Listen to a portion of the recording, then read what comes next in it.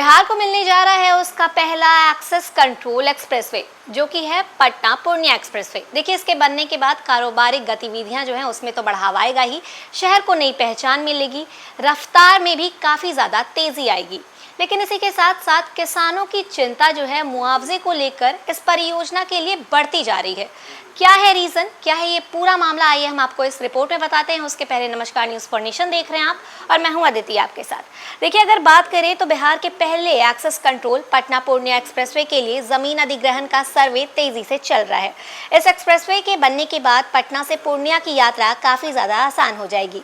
अभी जहाँ इस सफ़र में करीब 7 घंटे लगते हैं, वहीं नया एक्सप्रेसवे बनने के बाद ये जो दूरी है वो लगभग 3 घंटे में पूरी हो सकेगी।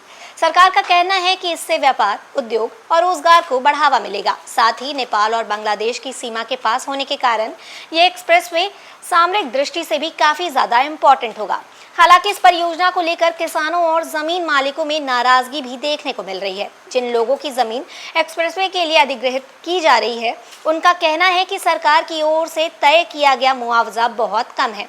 किसानों का ये कहना है कि पिछले कई वर्षों में ज़मीन की बाजार कीमत जो है वो 25 से 40 गुना तक बढ़ चुकी है, लेकिन मुआवजा पुराने मूल्यांकन के आधार पर ही तय किया गया है।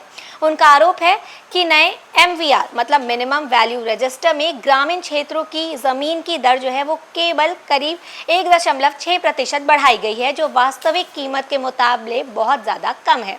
ये एक्सप्रेसवे करीब 245 किलोमीटर लंबा होगा और पूरी तरीके से एक्सेस कंट्रोल होगा, यानी बीच रास्ते में अनियंत्रित प्रवेश या फिर निकास नहीं होगा और वाहन अधिकतम 120 किलोमीटर प्रति घंटे की रफ्तार से चल सकेंगे। देखिए, पटना और पूर्णिया के बीच कुल 21 इंटरचेंज बनाए जाएंगे, जिनमें से 8 पूर्णिया जिले में होंगे। इससे लोगों की आवाजाही आसान होगी और आसपास के क्षेत्रों का विकास भी तेजी से होगा।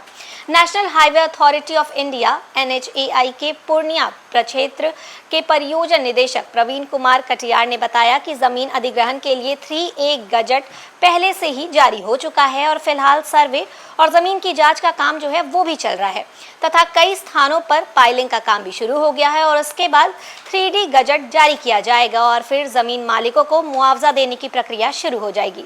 वहीं बिहार सरकार के भू राजस्व मंत्री दिलीप जायसवाल ने भी ये कहा कि इस एक्सप्रेसवे से सीमांचल क्षेत्र के विकास को नई रफ्तार मिलेगी। उन्होंने बताया कि पूर्णिया एयरपोर्ट से इसकी सीधी कनेक्टिविटी होगी। एयरपोर्ट के आसपास एरोसिटी विकसित की जाएगी, जहां पर मॉल, पार्क और अन्य आधुनिक सुविधाएं बनाई जाएंगी। सरकार का लक्ष्य पूर्णिया को आने वाले समय में एक सैटेलाइट टाउनशिप के रूप में विकसित करना है।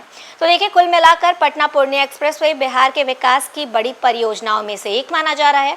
इससे यात्रा का समय कम होगा, व्यापार और निवेश बढ़ेगा तथा सीमांचल क्षेत्र को नई पहचान मिलेगी। लेकिन साथ ही ये भी जरूरी है कि जिन किसानों की जमीन इस परियोजना के लिए ली जा रही है, उन्हें उचित और न्याय संगत मुआवजा मिले, ताकि विकास के साथ उनके हितों की भी रक्षा हो सके। तो फिलहाल इस खबर में बस इतना ही। ऐसे ही लगातार जानकारियों के लिए बने रहे न्यूज़ फॉर नेशन के साथ। तब तक के लिए नमस्कार।